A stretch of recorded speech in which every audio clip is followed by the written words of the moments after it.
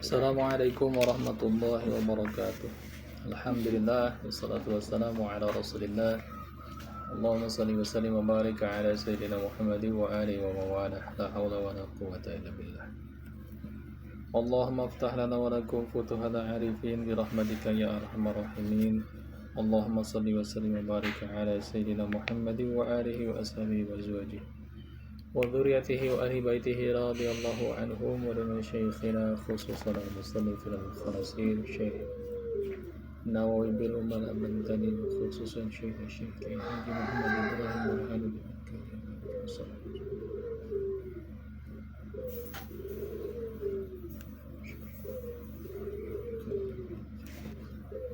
غفر لهم ذنوبهم ونفعنا بهم وبعلمهم آمين. شهدنا الفاتحة. أعوذ بالله من الشيطان الرجيم. بسم الله الرحمن الرحيم. الحمد لله رب العالمين الرحمن الرحيم مالك يوم الدين. إياك نعبد وإياك نستعين. اهدنا الصراط المستقيم صراط الذين أنعمت عليهم غير المغضوب عليهم ولا الضالين. اللهم نور قلوبنا بنور هدايتك كما نورت الأرض بنور شمسك أبدا أبدا يا ذا الجلال والإكرام برحمتك يا أرحم الراحمين. اللهم اغرنا بالعلم وزينا بالحلم وأكرمنا بالتقوى وجملنا بالعافية. اللهم إنا نسألك علما نافعا ورزقا واسعا وشفاء من كل داء. ربي اشرح لي صدري ويسر لي أمري واحلل عقدة من لساني يفقهوا قولي وفتح لي علي. قال مصنف المخلصين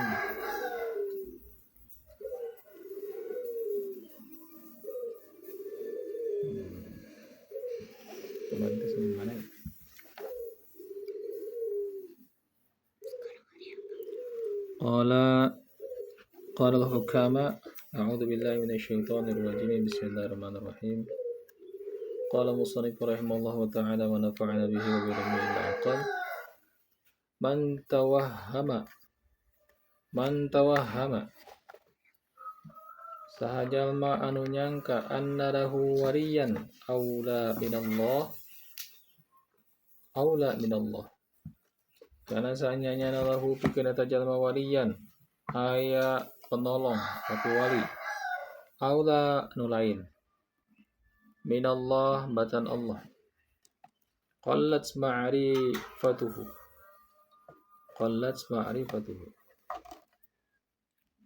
maka masih saeutik ma'rifatuhu ma'rifat nabillah ma'rifat eta jalma billah ka Allah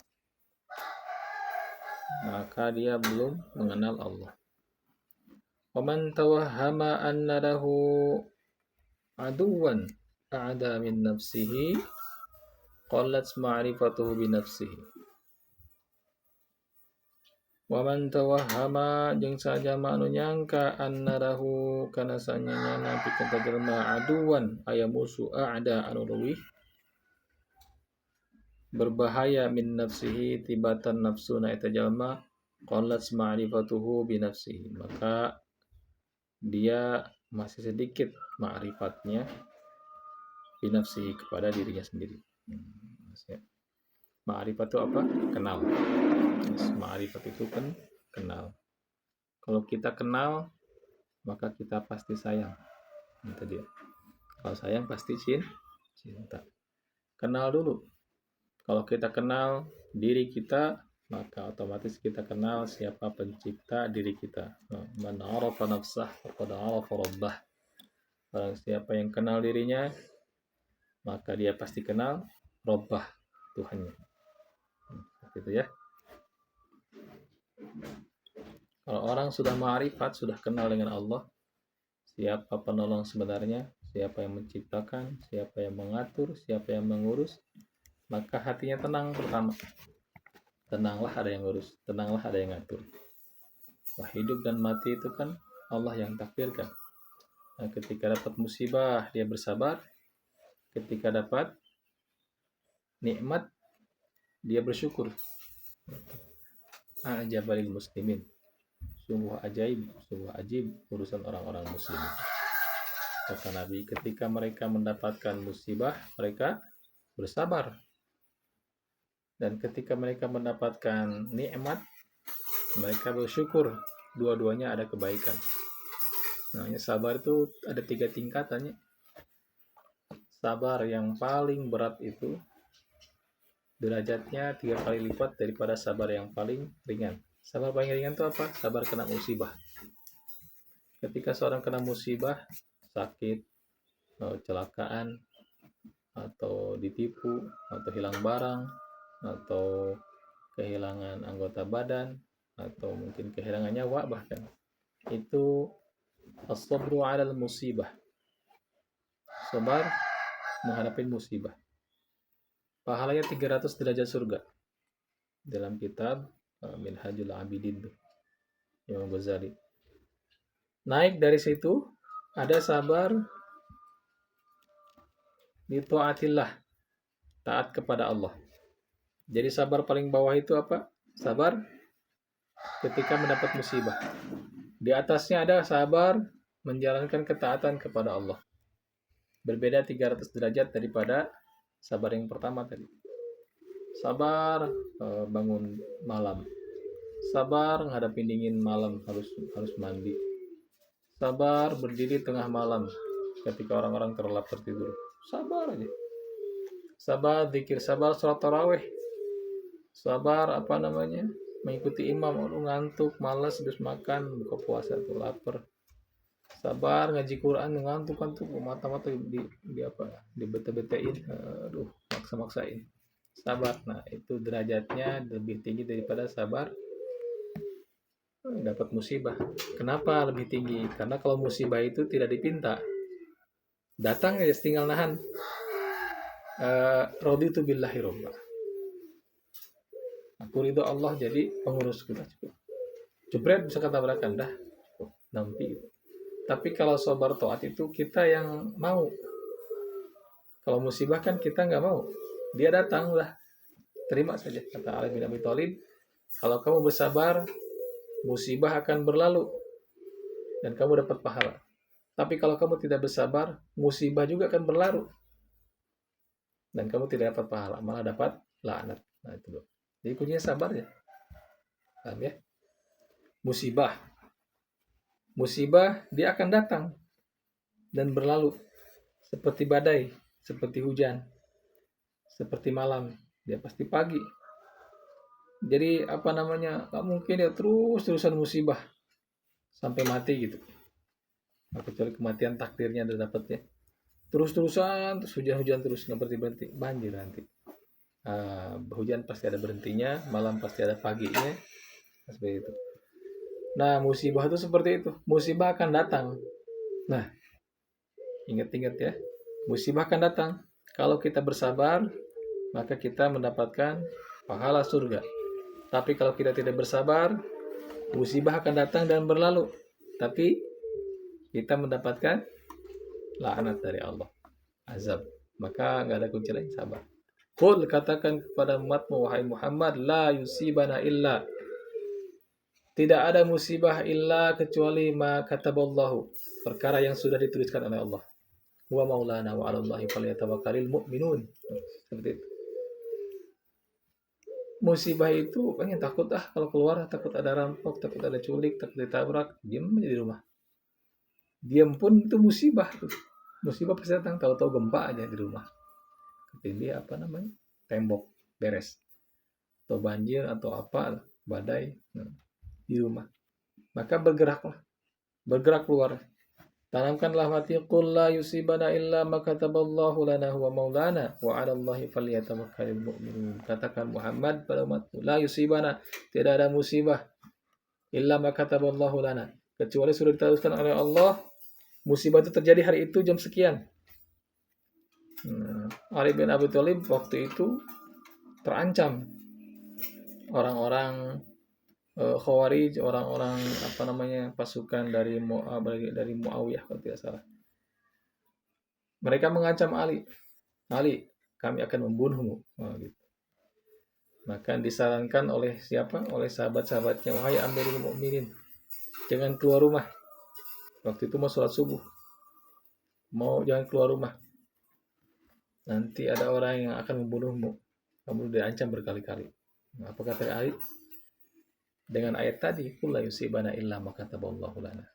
Musibah itu tidak akan terjadi kecuali dia udah ditetapkan oleh Allah. Bersama kita ada dua malaikat.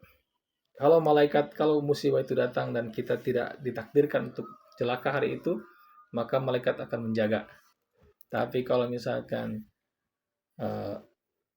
musibah itu datang, malaikat akan pergi dan kita akan kena musibah itu. Dan akhirnya apa? Ali bin Abi Thalib dibunuh ketika hendak sholat subuh. Berjalan, ditikamlah. Nah, seperti itu. Itu dia ya. Jadi apa namanya? Siapa tadi sabar? Sabar yang paling bawah itu sabar ketika dapat musibah. Sabar di atasnya ada sabar taatillah, taat pada Allah. Yang paling tinggi sabarnya itu apa? Menahan maksiat. Nah, menahan maksiat. Pengen banget ngomongin orang tuh. Gatel ini. Ditahan. Astagfirullahaladzim. Kenapa? Mau apa? Nggak jadi. Paling nggak enak lagi ngomongin orang, terus dialihkan pembicaraan gitu kan. Nah, enggak, saya mah nggak ngomongin orang. Itu yang ngedengerin dia ngomongin orang. Itu sama. Dua-duanya. Dua orang yang dapat apa namanya? Dapat dosa dari gibah ini. Satu pembicaranya, dua yang mendengarkan. Loh kan saya cuma mendengarkan, nggak ikut ngomongin orang. Dia ngomong tuh karena kamu mendengar. Dia ngomong karena kamu mendengarkan. Kalau kamu nggak dengerin mah nggak akan ngomong. Coba aja ada orang teman, misalkan di sekolah atau di mana, lagi ngomongin orang. Kita nggak dengerin aja, dia nggak akan ngomongin lagi tuh. Tapi kalau dia ngomongin orang, kita, itu si Anu tuh. Ya kenapa si Anu tuh anu-anu? Iya, anu emang anu sih. Iya, anu-anu. Dengerin aja. Kalau nggak didengerin mah, oh ya anu ya. Lu nggak dengerin gua loh. Ya gitu. Nggak dengerin gua. Basi. Dah, bahasanya yang lain aja lah. Jangan ngomongin dia. Dia mau udah kayak gitu. Wah, sama tuh ngomongin orang. Ya kan? Makanya uskut dah. Ihfal lisanik. Ihfal lisanak. Diam, jaga lisan. Nah, seperti itu. Salamatul insan bihifdzil lisan. Selamatnya manusia itu karena bisa menjaga lisan. Ingat, mulutmu harimaumu. Nah, gitu. Kita berkata-kata, ini lidahnya tak bertulang ini. Kata Nabi, kalau orang bisa menjaga daging di antara dua tulang, maka dia dakhala jannah. Satu di antara dua tulang yaitu lidah. Bisa jaga itu, masuk surga. Yang satu lagi daging yang di bawah, di antara dua tulang juga. Bisa jaga itu, masuk surga. Gitu. Berat itu. Berat. Lisan terutama ya. Nah, maka apa namanya? Sabar ketika menjalankan ketaatan, mendapat musibah menjalankan ketaatan, dan sabar menahan maksiat itu yang paling tinggi. Karena di dorongannya itu ada kesempatan. Dihadang, ditahan, nanti jadi. Itu tinggal sabarnya. Man tawahama anna lahu waliyan aula minallahi qallat ma'rifatuhu. Kalau ada orang yang menyangka bahwa ada penolong lain selain Allah, maka ma'rifatnya itu belum berhasil. Ma'rifatnya itu belum, maka dia belum mengenal Allah. Kita belajar kan, ada nanti tahapan-tahapannya mengenal Allah tuh. Pertama apa? Ilmu yakin dulu. Ilmu dulu. Wujud, qidam, baqa itu untuk mengenal Allah. Untuk menuju ma'rifat. Karena kita sholat, kamu sholat buat siapa? Ya buat surga. Masih anak-anak itu. Sholat kepada siapa? Kepada Allah.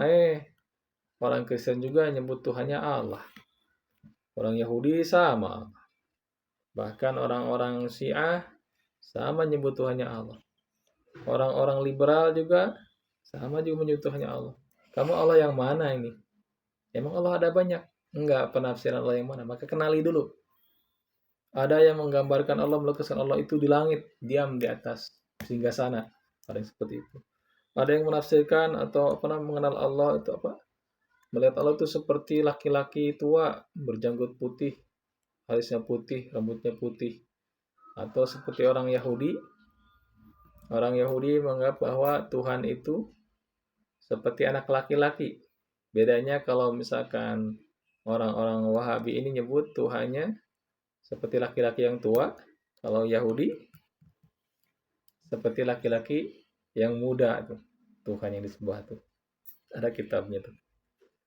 Maka Wahabi dan Yahudi mirip-mirip ya. Kalau digabung jadi Wahyudi. Wahyudi. Itulah Wahabi Yahudi itu tuh cukup. Awas ya, awas. Laisa kamitslihi syai'un. Nah, kita kenal Tuhan kita Allah Azza wa Jalla, laisa kamitslihi syai'un. Laisa tidak ada kamitslihi yang seperti yang semisal. Lihi semisal Allah, syai'un satu perkara juga. Awas.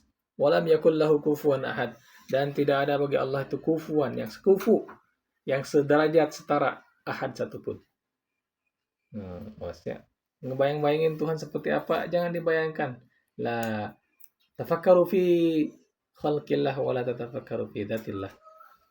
Nah, tafakkur itu terhadap ciptaan Allah. Lihat gunung, lihat langit, bagaimana tanpa tiang dia tidak jatuh. Lihat angin-angin berembus dan awan-awan berjalan. Siapa yang mengatur semuanya? Matahari beredar, bulan. Direnungkan itu, maka kita nanti kenal dengan Allah. Betapa agung ini ciptaannya, bagaimana yang menciptakannya. Nah, maka renungkan ciptaan Allah, jangan sekali-kali merenungkan zat Allah, sudah cukup. Terus urusan Allah, jangan disifat-sifati. Maka sifat-sifat yang kita kenal untuk menyebutkan atau mengenali Allah, yang 20 sifat itu. Kenapa cuma 20 sifat Allah? Oh, banyak. Sifat Allah tuh banyak. Tidak bisa digambarkan, tidak bisa dihitung. Saking banyaknya, orang nggak mampu.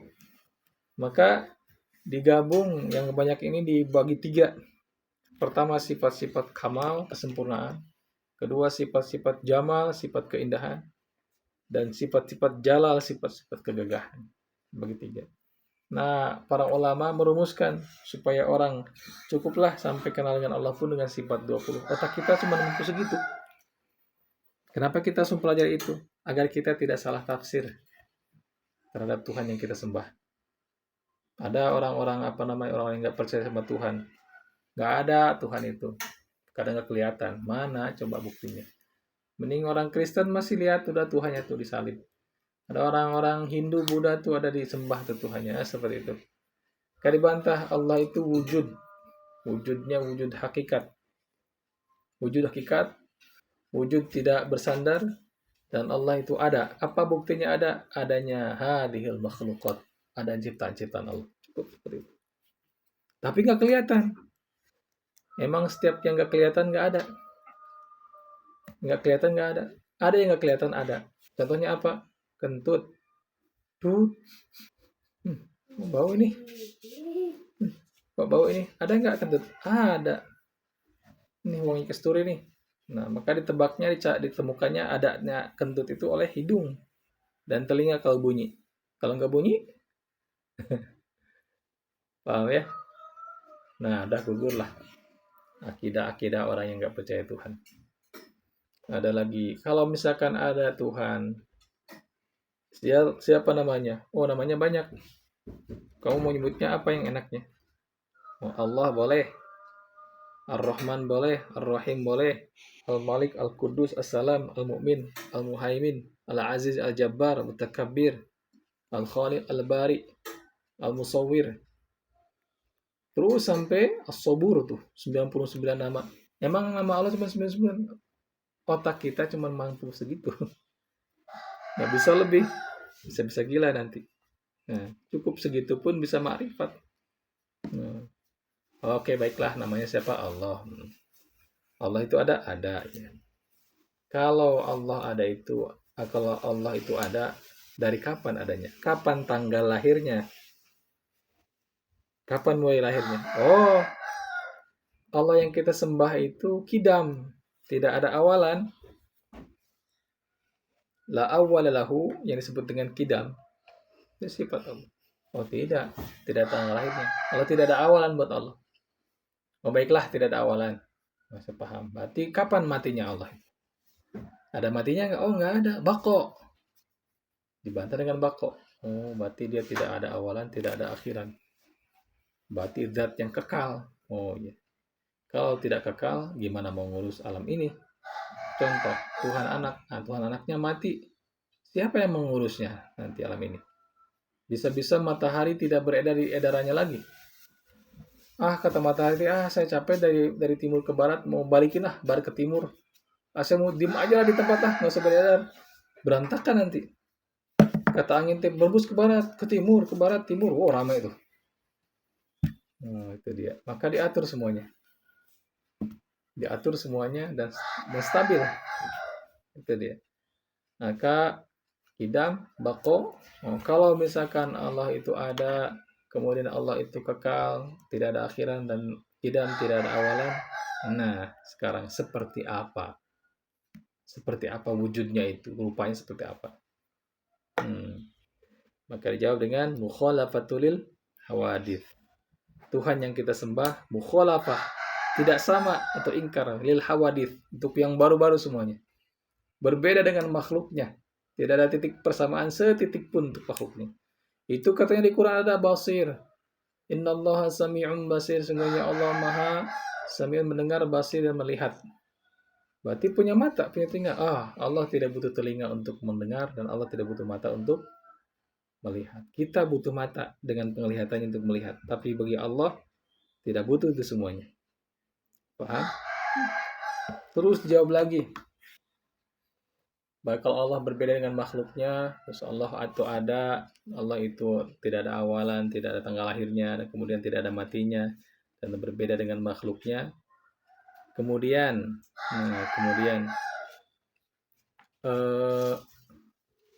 siapa yang menciptakan Allah? Itu yang pertanyaan. Siapa sebetulnya yang menciptakan Allah? Apa diada-adakan atau ada sendirinya atau gimana? Maka dijawab dengan qiyamuhu binafsih. Tuhan tidak butuh tempat berdiam, dan Tuhan tidak butuh zat yang menciptakan yang lainnya. Karena dia bukan makhluk ciptaan, dia pencipta. Paham? Terus dibawa sampai nanti jawabannya Pak di kalam dan mutakalliban. Itu jawaban-jawaban untuk yang mengenal Tuhan, yang mengenal Allah. Maka orang yang sudah kenal dengan Allah, artinya secara ilmu misalkan, di bahasan dengan siapapun nanti akan kok beda ini ya yang dia gambarkan.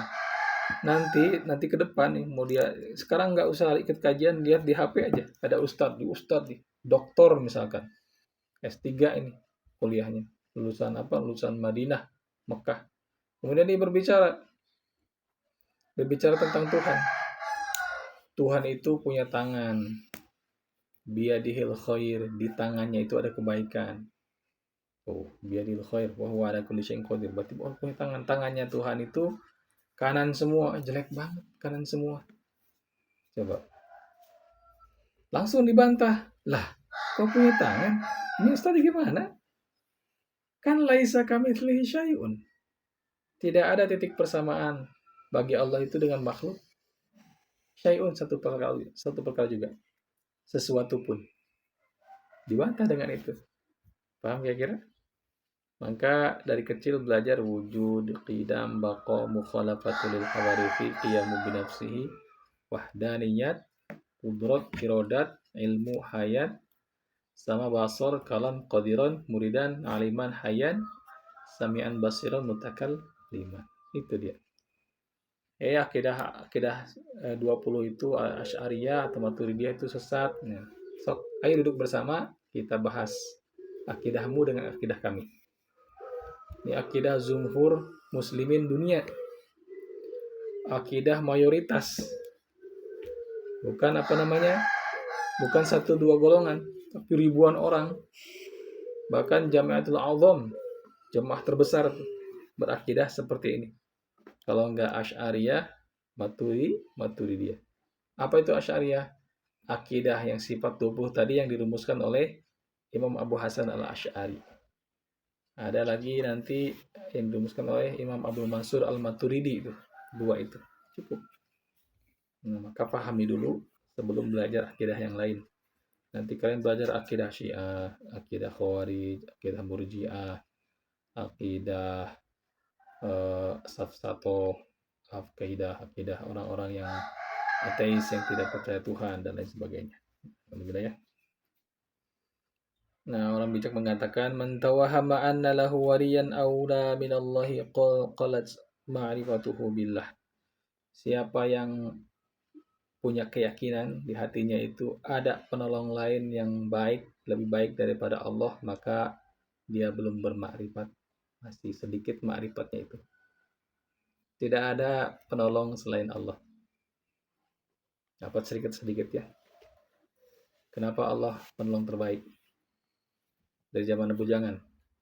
Dulu waktu bujangan pengen nikah, nggak punya uang, minta sama Allah. Ditolong sama Allah nikah sama Umi. Tanpa biaya. Umi yang banyak biayanya. Kemudian ketika teteh mau lahir, waktu itu 3 bulan kandungan, muntah-muntahnya hebat, ngidam jahat katanya. Seperti itu. Apa nggak punya uang sama nggak punya uang, punya tabungan. Umi di rumah sakit Pindad di Bandung. Kata rumah sakitnya kalau mau dirawat harus bayar dulu. Apa langsung ke administrasi dilihat berapa biayanya? 3 juta yang kelas C. Yang kelas A 4,5 juta. Aduh, uang dari mana? Ada sih uang 800 ribuan mah. Gitu. Gimana nih Pak soal tindakan ini ibunya? Ya udah pas itu asar minta sama Allah, ya Allah gimana ini? Terserahlah. Ini anak yang akan lahir pun ciptaan Engkau. Istri hamba pun ciptaan Engkau ya Allah. Sok mau digimana-gimana. Itu tenang apa nyamperin bu dokter ini mau dibawa ke rumah aja. Maksudnya mau dibawa ke kampung mau nikah kalau bisa. Kalau tidak bisa ya kami pulang. Apa kata dokternya? Ya udah dibikin rujukan. Bayar obatnya aja 200 beres pulang. Di rumah di Majalengka diinfus. Dan ternyata yang lahir cantik. Nah, ya. Sampai lahiran gratis. Ada yang lebih ajib, kakak adik seminggu kami ke sana hari Rabu dicek, bapak ini harus segera disesar, kan kandungannya gede, dia harus segera disesar ini, soalnya tali ari-arinya itu kecil, ini anak dua ini berebut, masih ingat apa tuh, aduh, udah jangan digini-gini, kita nggak usah sesar, kita pulang sama Umi ke sini ke Kiara Condong, nungguin minggu depannya ada kami harus kontrol lagi ya, kita ke Pajajaran lagi, datang ke sana naik motor ke Pajajaran lagi ke rumah sakit Pak Ibu dan anak, dicek apa dimarahin sama dokternya, bapak ini gimana, kan udah bilang minggu kemarin harusnya dia udah sesar dari minggu kemarin harus dibedah, harus dikeluarin bayinya, soalnya hari-harinya kecil ini berebut berdua, kan tubuhnya udah pecah doang, ya udah gimana dokter aja, panik apa disimpan Umi dibaringin, apa bingung sesar itu berapa ya, tanya-tanya paling 12 juta, dari mana? Udahlah gimana ya, pas ada nih di sana nungguin tuh, ada ini apa namanya, ada Wagaden nungguin, apa pulang sama teteh pulang dulu yuk, pulang tadi telepon sama apa, masih ingat di Ar-Razzaq tuh, ya Allah gimana ya pas maghrib tuh, ya Allah kau sebaik-baiknya penolong, maka tolonglah, punya 50.000 uang di dompet, 50.000 kasihin ke Marbot, Pak doain, dah sama Ibu Ustazah juga Bu Nurul, kita doain dah, pulang yakin Allah pasti nolong lah, ini kan ciptaan Allah. Pas pulang sama teteh waktu itu kan, teteh masih seumar ya, lebih kecil dari Umar, masih kecil lah bapaknya. 3 tahun pulang, pas pulang itu apa namanya di rumah itu ditelepon sama nih mas, telepon jadul, jadi di mana, di sini di rumah itu, buruan sini, yang satu sudah keluar, yang satu keluarnya kakinya dulu. Papa panik kok, yang keluar dulu kan kakak, adik keluar dulu tapi kakinya dulu keluarnya, jadi mau dimasukin dulu kakinya, nanti biar kepala yang keluar duluan Bingung kan, nggak disasar, oh pokoknya ke sini. Wah, ngebut sama teteh di depan ke motor hitam itu. Wow, nyampe lihat mana itu, udah. Alhamdulillah udah lahir semuanya. Tolong abad. Disasar? Enggak. Dijahit? Enggak. Pakai dokter? Enggak. Pakai bidan. Bidan rumah sakit. Tuh mereka berdoa dulu katanya. Pas melahiran. Ya Allah. Itu pertolongan dari Allah. Nah, maka kenali Allah dari kecil sekarang. Kalau udah gede tuh enak. Ada apa-apa tinggal minta sama Allah. Pasrah, minta. Tapi ingat, bagaimana cara kita tolong sama Allah dengan cepat. In tansurullah yang surukum wa yuthabbit aqdamakum. Tolong dulu agama Allah, maka Allah akan menolong kalian dan ditetapkan kedudukan kalian. Gampang seperti itu. Belajar sekarang berdakwah, belajar nyampaikan hadis, ceramah-ceramah atau misalkan kayak gini direkam nanti share. Itu sama dengan menolong agama Allah. Nanti kalau udah kita punya majelis, punya pesantren, ajarin ilmu kita ke yang lain yang kecil anak-anak. Menolong agama Allah. Tolong agama Allah, pasti ditolong. Simple. Sampai pas belajar ruqyah itu, kok doa-doa itu kayak tajam banget nih. Kita berdoa hari ini, besok terjawab. Bahkan berdoa hari ini, waktu itu diijabah waktu itu juga. Kok bisa ya? Ternyata kekuatannya ada di mana? Ada di niat. Allah tahu innallaha alimun bidatis sudur. Allah tahu apa yang dibacakan hati-hati kita. Paham ya kira? Ini modal ini. Orang harus kuliah dulu kemana? Harus berguru dulu. Kalau kita, ya apalah daya kita. Allah yang kuasa, kita tak kuasa. Pelajari ini pertama dulu. Kenali dulu Allah. Dekati Allah. Perbaiki hubungan dengan Allah. Quran udah bisa. Tinggal ilmunya. Dah, apa-apa minta sama Allah.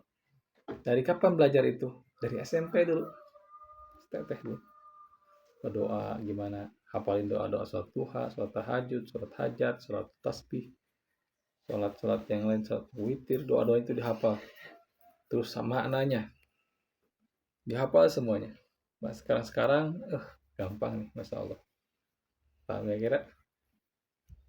Orang pengen apa-apa, dia harus mengusahakan dulu. Kita tinggal minta sama Allah. Udu'uni astajib lakum. Berdoalah kepadaku, maka aku akan mengabulkan. Saya udah berdoa bertahun-tahun, puluh-puluh tahun gak dikabul-kabulin. Gitu-gitu aja. Ada caranya, ada ilmunya. Paham? Wa man tawahhama anna lahu aduwan, dan barang siapa yang menyangka ada musuh a'ada min nafsihi, yang lebih berbahaya daripada nafsunya, qallat ma'rifatuhu bi nafsihi, maka dia belum mengenal dirinya sendiri.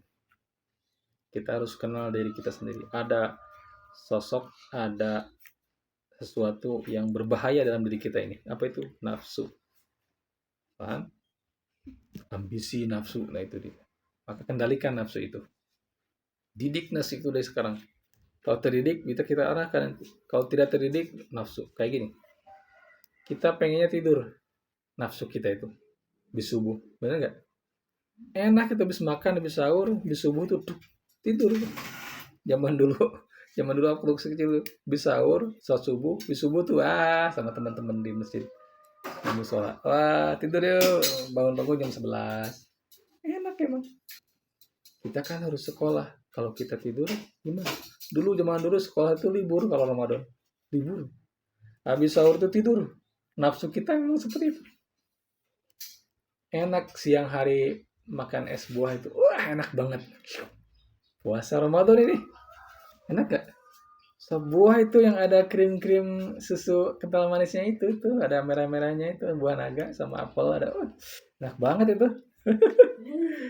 Aduh. Pas siang-siang tengah siang, aduh, nikmat banget tuh. Memang seperti itu nafsu itu. Pengennya nafsu itu makan itu, tapi kita didik nafsu ini. Jangan dia makan. Bagaimana cara mendidik nafsu? Sama seperti menangkap kuda liar kan, masih ingat? Gimana caranya? Jangan kasih makan dulu. Kasih makan sambil dipecut.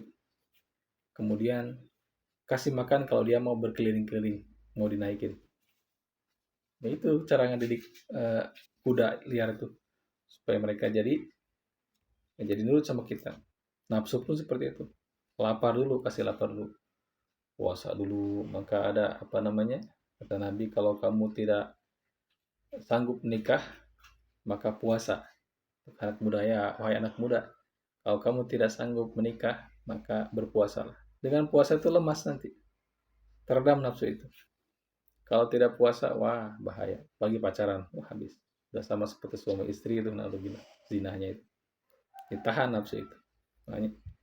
Jadi siapa yang menyangka ada musuh lebih hebat daripada nafsunya, maka dia belum mengenal dirinya sendiri. Nah, ingat-ingat ya.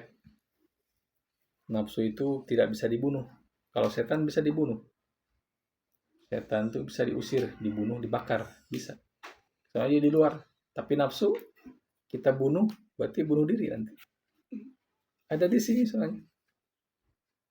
Katanya setan dibelenggu Ramadan tuh. Tapi masih ada tuh yang makan di warteg. Masih ayam. Berarti masih tergoda sama setan. Setannya memang dibelenggu. Nafsunya nurutin hawa nafsu terus. Inna nafsa la'ammaratin bisu. Semuanya nafsu itu menyuruh kalian untuk berbuat keburukan. Ayo makan, gampang. Nanti ganti habis Ramadan. Santai. Lemas nggak kuat. Saya kuat. Yang membasok. Kasih basok. Tahan. Jangan dimasukin tangannya ke mulut. Ini pulpen ganti sama pulpen. Tahan. Jangan ada yang masuk mulut antara subuh ke maghrib itu. Tahan. Pengen biasanya sih. Itu ya, nafsu itu. Tahan. Kalau lupa gimana, Pak? Bapak nggak apa-apa. Itu rezeki dari Allah. Nah, pulang sekolah aduh haus, blok. Puasa. Gimana nih? Itu rezeki dari Allah. Ini minum, makan, habis 2 piring, tidur lagi Kamu makan, iya. Kirain teh nggak puasa, sekarang puasa. Habis 2 piring tuh, itu habis 1 botol haus banget soalnya. Itu rezeki dari Allah. Kalau disengaja-sengaja, hanya Allah. Maka puasa itu antara kita dengan Allah yang tahu. Orang lain nggak tahu. Nah, maksudnya, as-sawmuli, kata Allah. As-sawmuli, saum itu dari untukku. Wa ana ajizibih. Dan aku yang akan memberikan ganjarannya. Paham ya? Jadi jangan bermain-main dengan puasa. Allah tahu. Yang kata Nabi Isa, kalau kalian puasa, rambutnya dikasih minyak, bibirnya dioles minyak. Ya orang yang nggak tahu. Yang tahu ganjaran tuh Allah dengan kalian. Nah, kayak gini misalkan. Awasnya puasa itu bukan puasa ngejaga makan minum atau berhubungan badan aja selama bulan Ramadan sama siang Ramadan, bukan. Tapi tahan mata, jangan sampai bermaksiat, ditahan. So, di puasa itu telinga jangan sampai mendengar yang maksiat. Ada maksiat telinga ya, hindari. Dijaga itu lisannya, jangan sampai berbuat atau berkata-kata yang kira-kira membatalkan atau berkurang pahala puasa. Tangan juga dijaga semuanya. Apa efeknya? Dulu tuh waktu zaman SMA itu dikerem di masjid sebulan. Quran, sholat, wudhu, tidur. Quran, sholat, wudhu, tidur. Tiap hari sahurnya dibatasin dikit. Bukanya cuman kurma. Di sebulan. Begitu keluar dari itu, dari pondok itu, keluar, lihat wanita tuh takut. Ngalamin dulu. Jadi dilatih diri Allah. Dijaga, matanya dijaga dengan Quran, paling sholat, wudhu, tidur, zikir. Di sana di masjid ngelihat siapa-siapa, bahkan istrinya ajengan pun nggak lihat. Jadi itu banget. Begitu keluar, pas zaman sekolah lagi, diangkut tuh nggak mau. Kita nggak mau deket-deketan dengan penumpang yang lain gini. Kesempatan. Terbiasa jadi. Lihat tuh, astagfirullahaladzim. Ya perempuan yang nggak pakai kerudung, astagfirullahaladzim. Sampai seperti itu. Itu riyadhah itu seperti itu. Apa riyadhah? Dilatih itu seperti itu. Tarbiyah namanya. Nah, maka apa namanya, puasa ini ajang untuk tarbiyah. Dilatih. Nanti kalau di Ramadan, la'allakum tattaqun, pasti kamu jadi orang yang bertakwa. Apa itu takwa? Takwa isinya 2. perintah larangan. Perintah isinya 2, wajib sunnah. Larangan 2, makruh haram. Laksanakan perintah Allah semuanya, jauhi larangan Allah semuanya. Dilakukan. Begitu beres puasa Ramadan, salat jadi mau, baca Quran jadi mau, sedekah jadi mau, kata-kata baik jadi mau, belajar jadi mau, semuanya mau. Yang lainnya lemah. Paham? Allahu a'lam bis. Allahumma inni na'udzubika min ilmin la yanfa' wa na'udzubika min qalbin la yakhsha. Subhanakallahumma bihamdika asyhadu an la ilaha illa anta astaghfiruka wa atubu ilaik. Assalamualaikum warahmatullahi wabarakatuh.